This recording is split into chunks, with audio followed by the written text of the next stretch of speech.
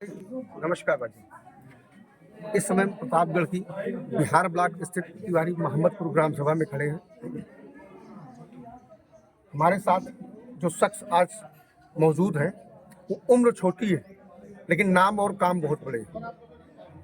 आप चर्चित चेहरों में से एक हैं। आपका नाम है हर्षवर्धन सिंह और आज हम इनके एक कार्यों की चर्चाओं को बाजार जब गर्म हुआ तो हम लोग ऑटोमेटिक एकदम मुखातिब बोलिए।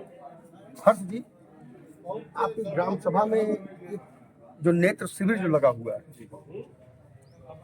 ये कहाँ से प्रेरणा मिली आपको जो कि नेत्र शिविर लगवाने की? नेत्र शिविर की प्रेरणा तेलंगाना राज्य में वहाँ के सीएम द्वारा एक कार्यक्रम शुरू किया गया, जहाँ के मतलब सभी पूरे राज्य के लोगों के लिए किया गया था।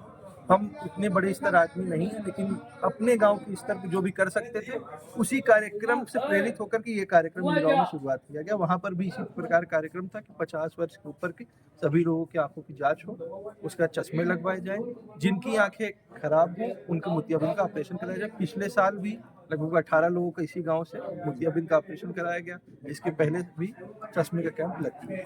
अब तक कितने लोग आपके इस कार्यक्रम से लाभान्वित हो चुके हैं? ग्राम सभा धनवासा में लगभग 400 लोगों की जांच हुई है और 320 लोगों की चश्मा लगेगा और 50 लोग ऐसे हैं जिनके मोतियाबिंद का ऑपरेशन होना है, वो अगले सप्ताह से शुरू होगा। और तिवारी मोहम्मदपुर में जिस स्थिति में अभी हम लोग खड़े हैं, यहाँ पर 170 लोगों की जांच हो चुकी है और 170 लोगों में से 150 के करीब लोगों को चश्मा लग रहा है और ये संख्या 230 तक जाने का अनुमान है। जैसा कि ग्राम पंचायत में ग्राम प्रधान जो है नाली खड़ंजा ये सब आम बातें होती हैं, लेकिन यह नेत्र शिविर जैसा कार्यक्रम अपने आप में एक महत्व रखता है। ये इसमें जो धन जो खर्च आता है, ये आप कहाँ से कैसे मैनेज करते हैं? धन नियत रहती है तो धन अपने आप आ जाता है। बिल्कुल। अगर नियत नहीं है तो धन नहीं हो सकता। इसलिए क्या कहते हैं, नियत हमारे पास अच्छी है, शुद्ध है, तो एक राजस्थान की संस्था इसमें सहयोग कर रही है।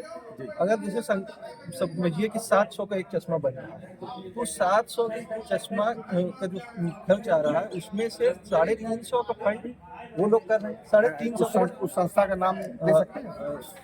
संस्था के जो भी प्रणेता है वो है हमारे साथ। अभी हम उनको आपसे परिचित जरूर कराएंगे, लेकिन ये पार्शली 50-50 फंडेड प्रोग्राम चल रहा है। और जो आंखों का ऑपरेशन होता है उसमें हमारी ग्राम पंचायत के लोगों को कुछ भी नहीं जाता है, न हमारे पास से कुछ जा रहा है, क्योंकि ये खुली बात है। ये पूरा निःशुल्क होता है और पूरी संस्था ही द्वारा किया जाता है। ऐसे और भी कुछ कार्यक्रम है जो आपके द्वारा कराए जाते हैं ग्राम सभा में?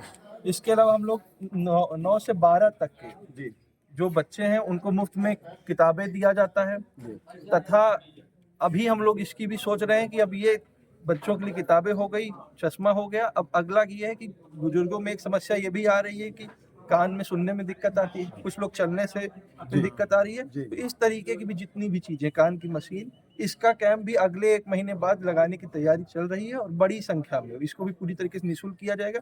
देखिए, समाज में बहुत सारे ऐसी संस्थाएं हैं जो सहयोग करने के लिए तैयार है। हमें इतनी जागरूकता की जरूरत है, हम उनको पकड़ करके सम्मान दे करके इज्जत पूर्वक अपने गांव में अगर हाथ जोड़कर बुलाएंगे तो आती है और हमारा मदद करती है। और धन की कोई कमी नहीं होती है, पैसे की कोई कमी नहीं है हमारी ग्राम पंचायत में।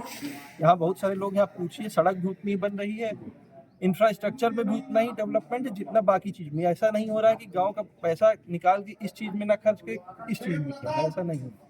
स्कूल के विद्यालय का परिसर आप देख सकते हैं, विद्यालय में भी उतनी खूबसूरती है। सिर्फ बात कहाँ से होती है, नियत की बात होती है। अगर नियत साफ है तभी इतने सारे काम हो सकते हैं, नहीं नियत साफ है। जैसा कि आप सभी ने देखा, छोटी सी उम्र में सोच बड़ी है। उसका रीजन ये है कि शिक्षित होना। इसीलिए कहा गया है कि बागडोर हमेशा शिक्षित व्यक्तियों के हाथ में यदि जाएगी।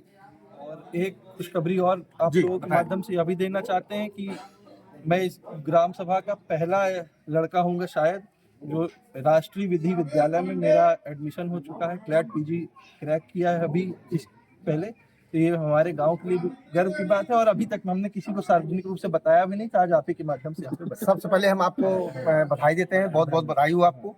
आप अपने मंजिल की तरफ आप अग्रसर रहें और देश और समाज की, गांव की ऐसे ही आप सेवा करते रहें। आज आप जैसे सोच वालों की आवश्यकता हमारे समाज में अधिकांश मात्रा में है। बहुत बहुत धन्यवाद।